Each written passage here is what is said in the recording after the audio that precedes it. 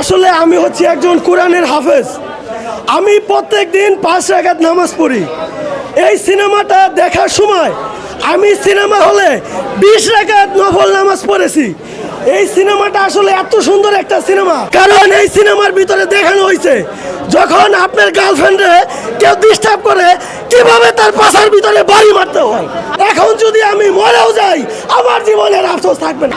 কলকাতা থেকে আসছি শুধু এই ছবিটা দেখার জন্য।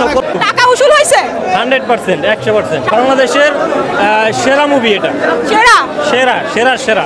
এই জিল্লো মালদে শাকিব খানের কোন একটা ডায়লগ দেন তো। এই যে গ্লোবালি বলিউডের ক্যাটাগরি, আপনি এটা ডাবিং করে সারবেন যদি কোনো জায়গা এটা ধরতে পারে এটা বাংলা ছবি, তাহলে সেদিন আমি কান কেটে হালাই দেবো।